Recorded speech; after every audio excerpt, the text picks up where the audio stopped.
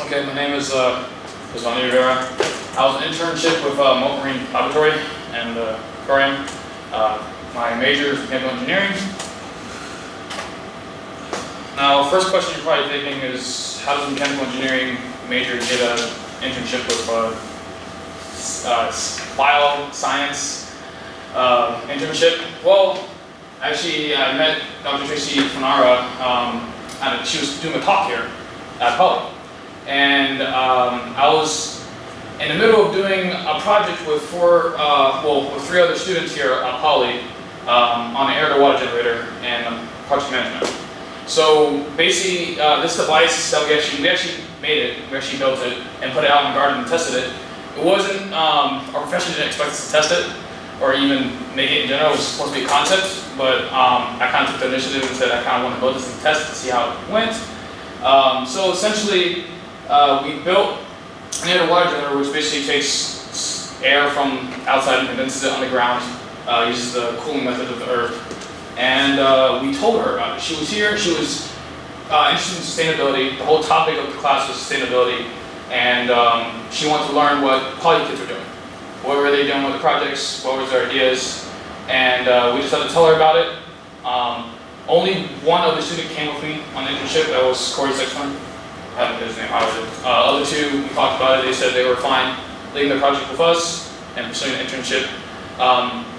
Initially, me and Corey didn't know we were going to get an internship. We just went to go talk to her. She wanted to know more about the project. And when I met her, she was really enthusiastic about it. She's a person that she's an environmental engineer. She works at UF. She also works remote, obviously. She works for the environmental health department. And she also has a internet personnel called Inspector Planet. And that kind of entwines with the internship. It's not a normal internship, I'll tell you that right now. It was a very unique summer experience, but it was fun. But essentially, she has internet personnel called Inspector Planet. And she uses that to showcase ways to improve human life, go on social media, film it, ways of presenting different ways that we can improve our life by minor things like zero waste, more sustainable, showing what Mote does on a daily basis, stuff like that. And it's kind of like just showcasing why the environment is important, it's beautiful, and what you can do to kind of improve your living conditions. So, these are my learning objectives. So we did establish some learning objectives before, because going into this, I kind of knew I was going to be with different type of people that I'm more used to. Being a mechanical engineering major, I wasn't expecting what I was getting out of this internship. I wasn't knowing what I was doing. I came in, the first thing my orientation was all about animals. Like, all I learned was animals, sea turtles, fish, red tide, stuff like that. So I'm like, okay, this is interesting. I'm going for environmental health, but all I'm learning about is animals and stuff like that. So I wasn't sure until I went to go talk to my mentor. And I knew in this environment, well, actually I knew a little later, that this environment would be kind of time restrained and budget oriented. Mote is a nonprofit organization. They only get a certain amount of funding, and I'll explain how the internship was structured in a second. And budget was a concern because there was only so much money and there was multiple projects going on. I was with a team of about 12, 13 other interns. I was actually more involved with a smaller group, but overall there was a bunch of projects going on. And also failure. Failure is one of those interesting things where it kind of creeps up on you, but I definitely learned this summer that it's not a stopping point. It's something you learn from. You keep pushing on and you find alternatives to some solutions. So that's probably the biggest learning objective that I would take away from this summer. And I'll get more into detail of that. So basically more elaboration on the first prototype that was actually built here at Poly that actually got me into the internship was this, and it was about $20 that we split between the 4 of us. And that's actually the picture of it. It was actually outside for about 2 weeks on the garden out there. We got approved and everything. We dug about 3.5-foot hole straight down. I think a little bit more, give or take. It was supposed to be 5 feet, we couldn't reach it anymore. Our tallest classmate he could not reach there. He was literally sticking his arm all the way down and trying his best. I love him for that. But essentially it was made out of recycled material as much as I could. Only thing that wasn't recycled was the fan. Actually, kind of was, but it was still bought beforehand. It was used from another project that was done, and PVC pipe. Everything else was used from other things, and I found batteries around my house. And because the fan is 12 volts, I had to make a small little battery pack and kind of put them in series and in parallel to kind of get the amperage I needed and the voltage I needed. So, but the whole point was this, our idea was to run off renewable energy. So we wanted a solar panel. Obviously we didn't have the money since we self-funded this ourselves and went to test it. Sadly, due to weather conditions, not rain, but it was during the fall, last fall. It was really windy, a lot of storms were happening, and the terminals here actually broke off. Actually had them kind of like taped on. They weren't soldered, but you don't want to solder batteries. But they broke off, and the fan didn't stop working midway through. But we did actually collect some water after we redug the device and took it out. So we knew the concept worked, and I wanted to pursue it a little bit more. And that's when I met Tracy and told her about it, and she was down with it. She was excited about it. So the structure of the internship. Now, like I said, I was with a big team, and I was the only person with a mechanical engineering major. Everybody else was either biology, chemistry, or environmental science. Most of them were environmental scientists. But the whole goal was sustainability. That was our topic, and helping the environment. So we had a whole bunch of different projects that we all kind of, we had personal people on each project, but we all were kind of a team, so we had our own input. Here's just a list of a few. Water generation, which was one of my major ones. Water treatment, hydroponics, zero waste, biofuel, renewable energy, which was another one of mine that I was focused on.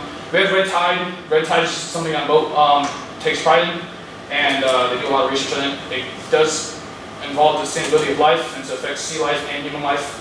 And also a really interesting thing, this was all documented on the film, it was filmed, which was not something I expected initially. So this is actually part of the documentary.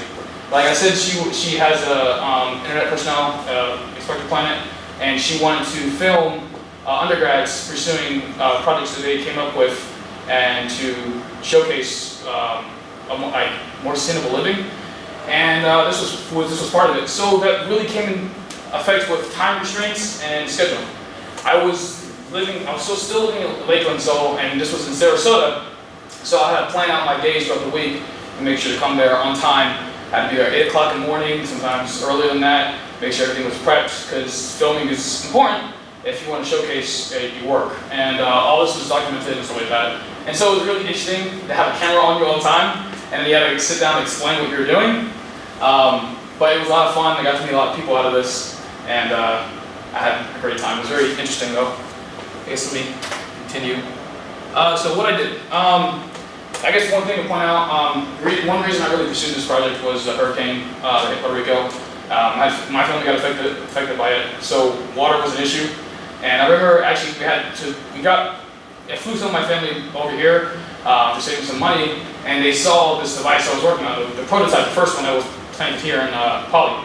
They're like, holy crap, this is really cool. They said we should bring this to Puerto Rico. We would love to have something like that. Because essentially the device can be planted virtually anywhere, as long as it's planted like underneath about 5 feet on the ground. It can produce water in really humid environments, and even the actual arid environments once you're doing some research.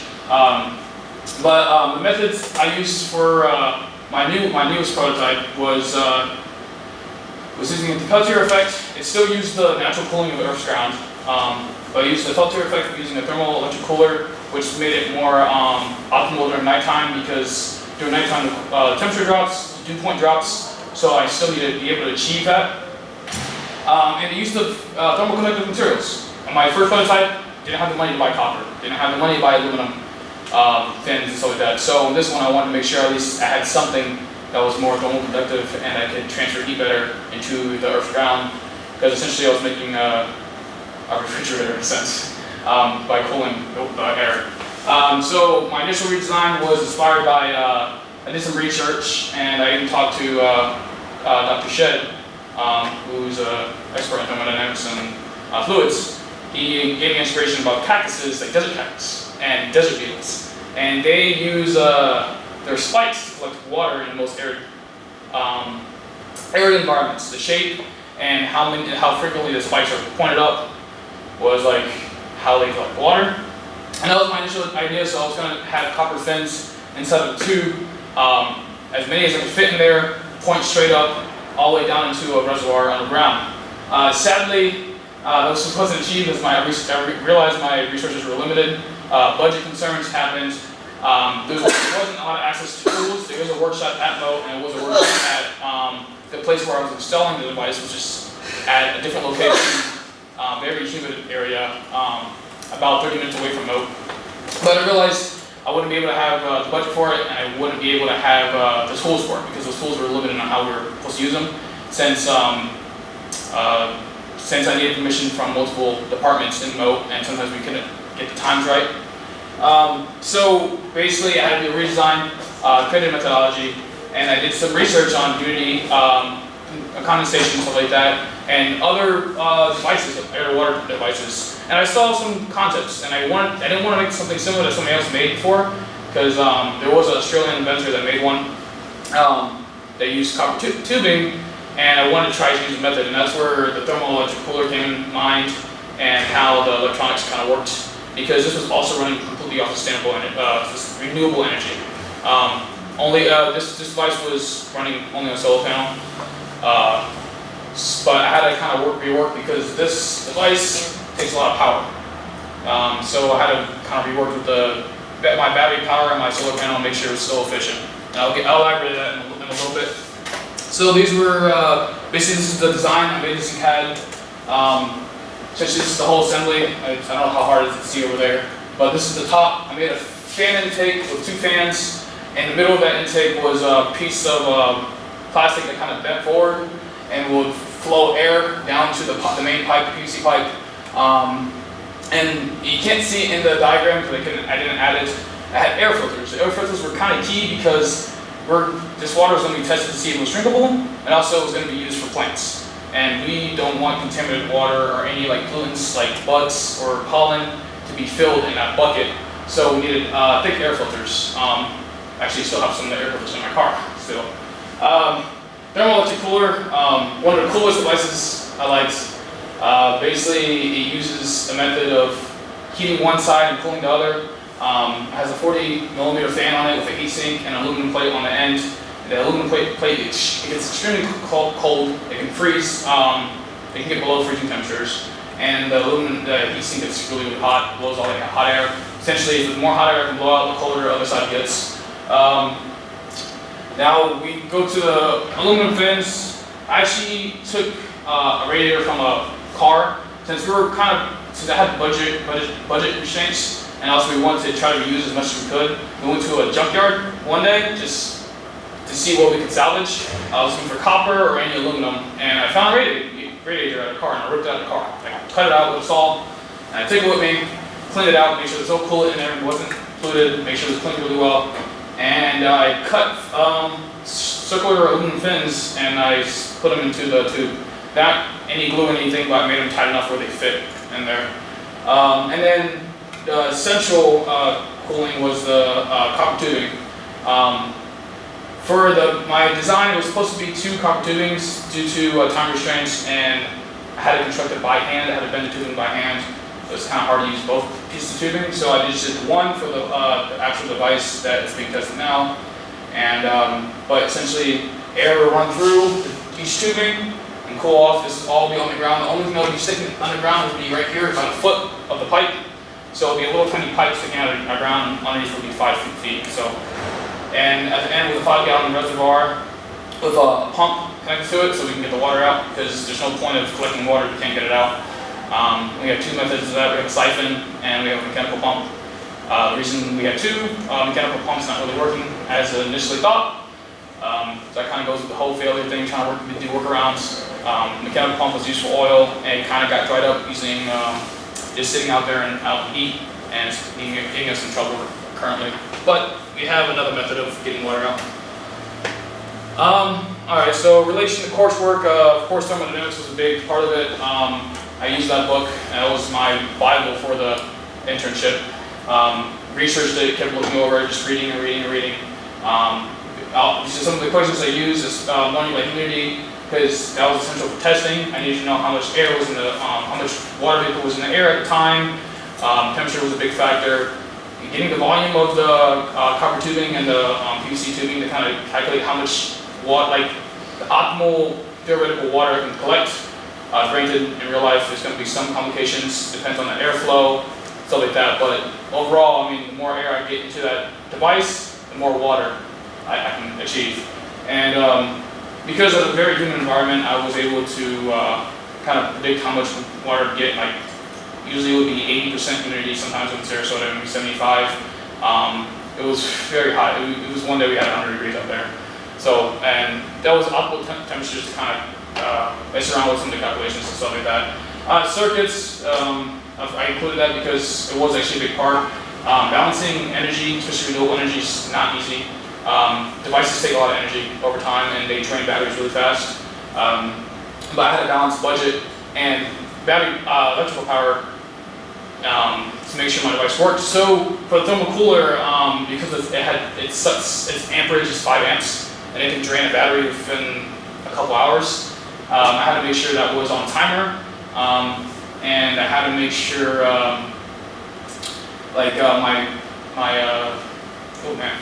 my intake fans were on 24/7, and the solar panel on the battery was charged completely. Because if I just let the thing run, it would drain the power, and the solar panel would never be able to catch up and keep the fans on top on. Because once those fans turned off, the device is basically useless because I'm not getting any air in there. I mean, air would naturally flow in there, but essentially it would be just by blind luck if it was a windy day. Fluids was interesting. I had to make sure not to get too big of tubing because airflow. I needed to make sure I had restriction points so that air would ever keep going down. If I had a big tubing, like if I had a 4-inch PVC tube, it would take me forever to kind of fill that with air. So I had to kind of balance between how much air I can get in there and airflow. And so I kind of went for a 2-inch tubing, and I bottlenecked the intake so that the velocity of the airflow would increase because its pressure would decrease. I'm not going to get, it's not a fluids class, I'm not going to get into details of that, but essentially that was kind of the idea of it. Project management, I had kind of balanced. I had a coworker, which was Corey. I had to make sure I had planned things with him, planned things with my mentor slash boss, and the filmmaker. It was kind of interesting to kind of balance all together. We had meetings every single day at 9 o'clock in the morning. Because I was in Lakeland, they were in Sarasota, we would do Google Hangout or FaceTime. And that's how we kept communication, and we would plan days and weeks when to meet up and work. And also, I used my CAD skills. All that was designed in CAD and SolidWorks so I can build it and get measurements and stuff like that. Okay, complications and work results. I kind of talked about them, but biggest things that actually happened during the internship was parts were delayed multiple times. I didn't get my part until the end of July. It was really late in the summer, and currently, because of that, the device is constructed, but I literally just had my 3D printed fan intake finished this weekend. So I'm actually still working on this project. I talked to my mentor. She still wants me to come over there and test the device and stuff like that. So work results are still being collected. I have to schedule back with the location that we dug the hole in to make sure I'm still allowed to be on that property and put the device in there. It is a property, it is owned by Mote, so I have to make sure I get the right permissions. This is organization. It's not just free will. You can't just do whatever you want because people can get in trouble with jobs. But thankfully I've talked to a lot of them. A lot of them are willing to keep pushing this project and kind of testing and see where it goes. I guess I should explain how results are being collected or will be collected. Basically getting local weather conditions from a local station and also the delay, just to get humidity, temperature, stuff like that, to make sure everything's accurate. I found a local weather station that's about 20 minutes away from the place that I'm actually planning a device, so it should be accurate, and I should be able to do calculations that will be close to like optimal results, and I can compare it to the results I get. I'm using thermocouples. I'm using about 4 or 5. One on the intake, one near the thermal cooler, one near basically the entry point for the copper tubing, and one at the bottom of the reservoir, and then kind of one outside to get the temperature, like the ground temperature and stuff like that. I should also mention that when digging the hole, we hit water. The water table is really low in Sarasota. So we went about 4.5 feet into the ground and we hit water. So the water is a detriment that could potentially ruin the project, and I won't know until I test it. So if that water, the groundwater stays cool enough, then I can still condense the air that's coming in. If it gets warm for some reason, then the air coming in will not condense, and essentially I'll just have trapped air inside my device. Maybe a couple of dews and drops, but I won't have the amount that I want, which I'm looking for about 2 liters every 24 hours. And this last thing is actually collecting the water. So using the pump to either using a siphon pump to suck the water out, or using the mechanical pump, a lever action, to if the bucket's full enough. The mechanical pump gave us some issues, like I said before. It's usually made from oil. It was the cheapest one I could find, and I'm kind of hoping it will work, but I have a set alternative for that. So just in case it doesn't. Yeah, here's some build pictures. Pictures are nice.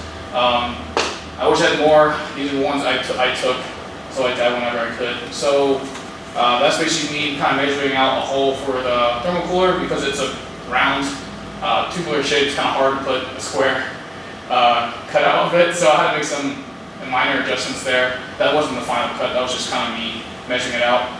Solar panel connection, as you can see the battery, there's actually a timer I have connected with the solar panel right here. It's kind of hard to see. And going back to using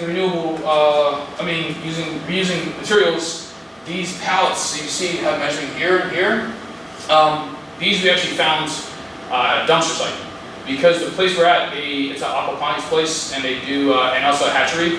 They have a lot of old pallets that aren't used, and they put them set on side. So we actually went into the forest. I'm not joking; it was actual forest to go look for broken pallets. And so that was basically, we used that for the stand for the solar panel. And it was interesting. We had to actually bend the brackets for the solar panel to fit on there properly, because the solar panel was made to be sitting on that. It was made to be sitting on a wall or an RV or something like that. And we had to make some changes here and there. Obviously, you can see in this picture, the pump is really low. That's an issue that we've came across. Since this is all supposed to be underground, that pump's going to be underground. So we're making checks and changes for that currently. And when you work, things break, and you start realizing things. Like, for example, one thing that he realized before was electronics. We can't have this device is going to be sitting out in the field. It rains a lot in Sarasota. You can't have the battery and all electronics range, so we had a container, and we retrofit the container to fit all electronics in there, and had the wires long enough so we can set the container far off, maybe in some shade, so it doesn't get overheated and mess anything up. Solar panel is okay to sit outside.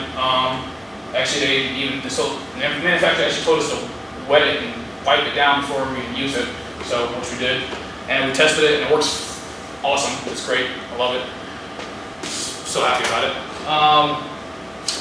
Now, when I said obviously there was a lot of problems with ordering, there was other projects that were in the works. So when I had nothing to do, or all my research was done and written up, I had other teammates that needed help. So I helped with construction and testing of the hurricane simulator. I cleaned and constructed the aquaponics system, which basically aquaponics is, if you guys don't know, is using fish. Basically, they're using fish as nutrients for plants. So the fish waste is used for nutrients and is pumped through a system.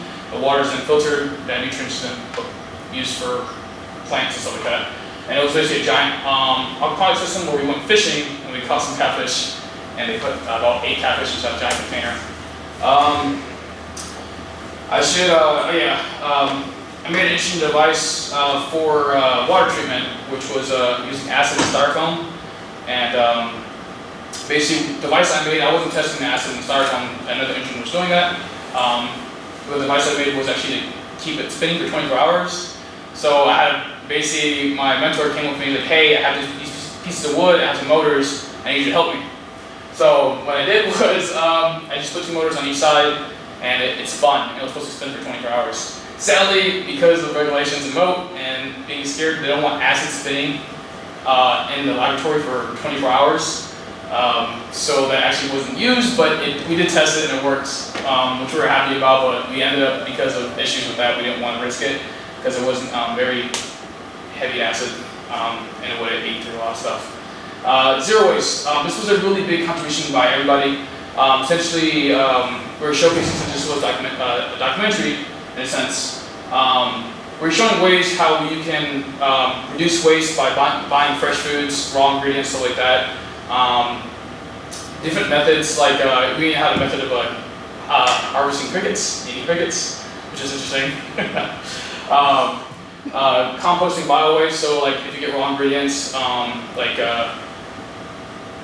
I guess like banana peels and stuff like that, you can make compost and use that for something else. Basically, you want to try to use everything you want. And I now, even today, I'm still using some of these methods. Like for example, using vinegar to clean your kitchen and dishes and stuff like that. We're using containers, so like you buy snacks from the store, those containers, you can use them and put flour and other raw ingredients in it and just keep reusing those containers. Like me personally, I go to Bulk Nation and I reuse the containers I bought from another store and just get snacks from there now because it just helps with waste and it helps me personally because I don't have so much garbage in my house, but also helps the environment because you're not filling the landfills. There's small little methods that kind of contribute to a bigger society.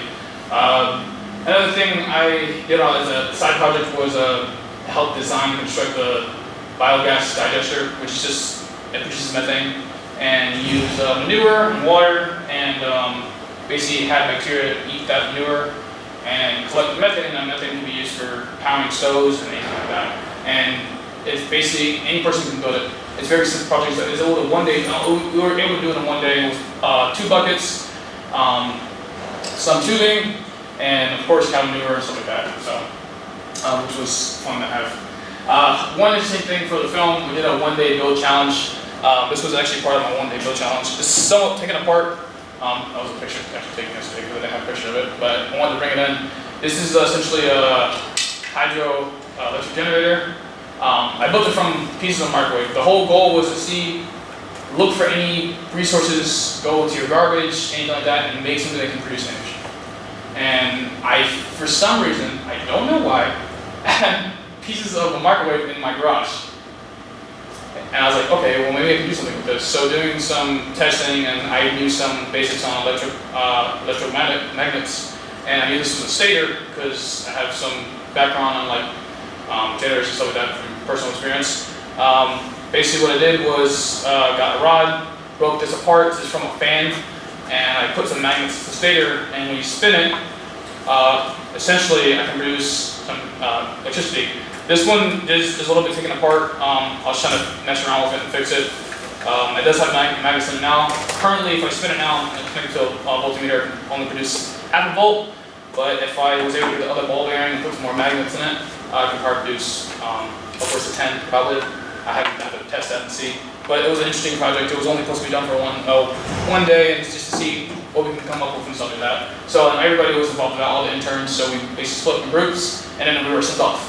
And they said, you have this much time, we meet up at a fabrication lab, and we build it there, but you gotta go get your parts. And thankfully I found some parts in my house, and I was able to kind of like, with my team that I was with, we were coming up with ideas to get magnets and stuff like that. And I found magnets in my house that I had as a child, and I was able to put them together and make something out of it. So, that was interesting.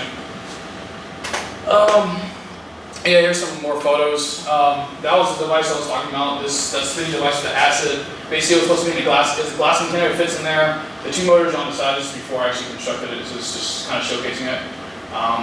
But these are just pictures taken from the filmmakers that they were giving to me. There's a couple.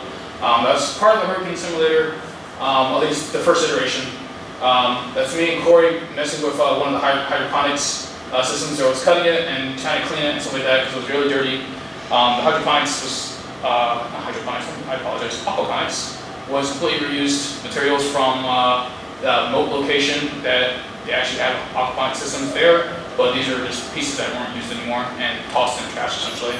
And that's a picture of kind of example of the zero waste thing. We're using we had fresh ingredients like corn and stuff like that, and this container was the only container, there was no trash can inside this trailer. That was all the waste that we had. So they were trying to make as zero waste as possible, and all that waste was went into a compost. Lessons. Lessons I learned, I mean, I learned a lot from this internship. I didn't expect. I met some great people. People from all, like from different universities, like Miami University, people from California, all throughout the city, people from Boston. They all came down here, we all had different ideas, we all worked together to solve common problems. So it was a really diverse team, really interesting people. I got a lot of contacts now that I'm willing to, people I'm still probably working with. Working already with budget and time restraints. There was a lot of scheduling in this internship, obviously a lot of internships do, but this one was particularly special because there was a lot of running around, especially with filming and stuff like that. Failure. Failure was a big aspect. A lot of these things we were making, everybody kind of made everything by hand.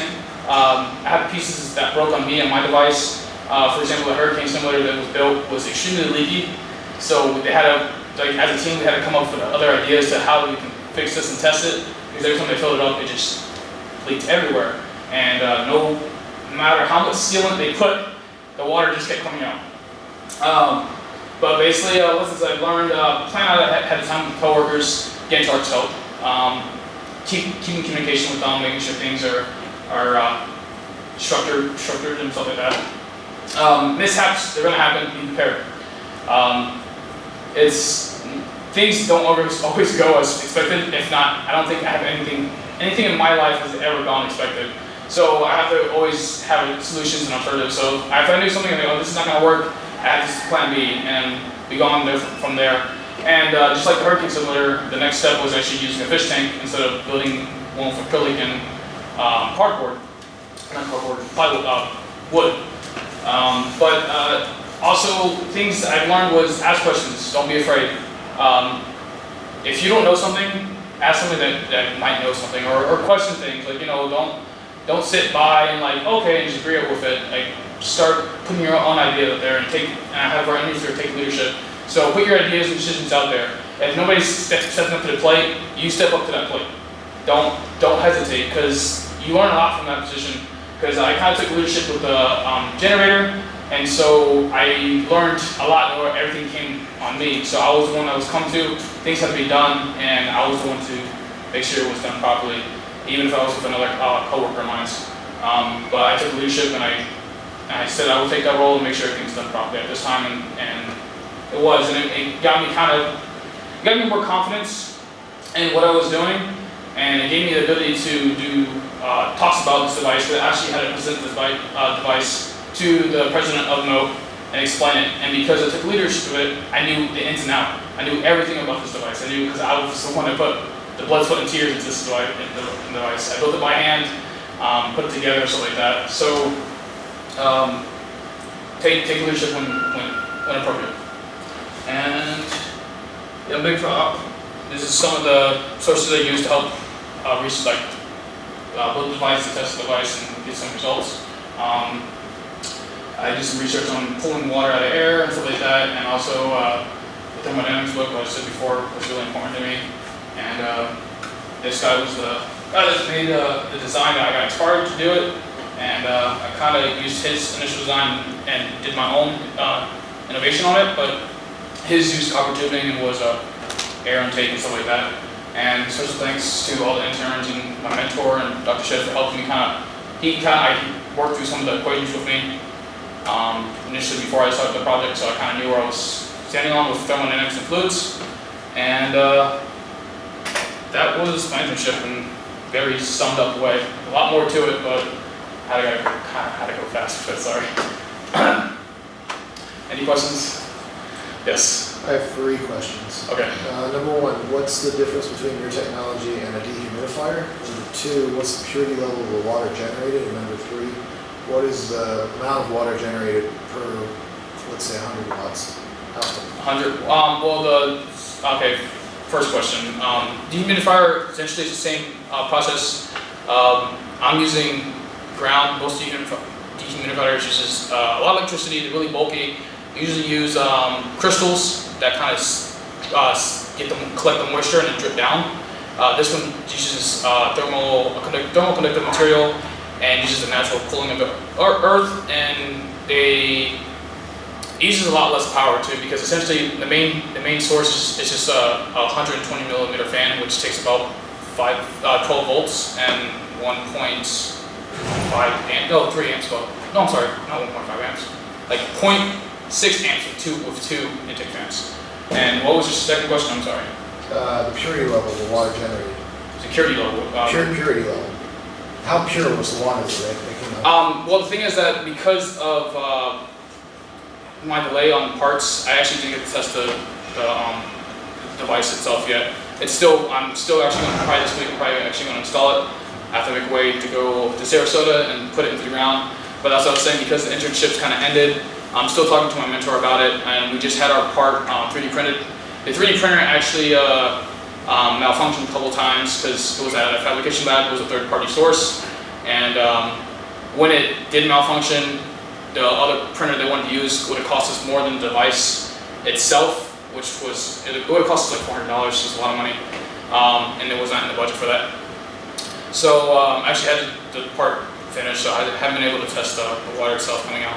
I mean, from calculations, if you want to know the amount that it might produce, like I said before, so far about 2 liters every 24 hours. And about power delegation, the battery I'm using is a 12 volt battery with 18 amp hours. So total, the device uses about, I think at max, this is at max, nothing higher than this, you can use up to 80 watts with everything turned on. But with a timer and proper delegation of power, I can have it running for 24 hours. Because the thermal cooler device is only supposed to be running for about an hour at nighttime. That's the only thing, because it drains the battery really fast. But I'll have the battery charged with a 50 watt solar panel, and so that will keep the fans turned on at 24 hours, and the thermal cooler device will only be turned on for about an hour around 10 o'clock at night, or maybe later when the temperatures are low. I already have the timer kind of set up, so essentially when the sun goes down, that will turn on for a little bit and then turn back off. There was a lot of interesting wiring going on there, a lot of soldering and stuff like that, so that's essentially kind of for the electronics. And it still has to be tested and kind of calibrated so it's optimal, because the thermal cooler was to prove because when it's nighttime, the dew point's hard to achieve, so that's what the thermal cooler is in there for. And I also have the aluminum fins are kind of close to the thermal cooler, so when it turns on, those aluminum fins will get really cold and stay cold for a while.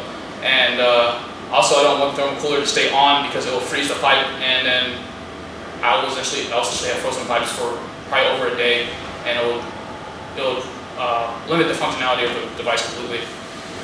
But that's what it is. Any other questions?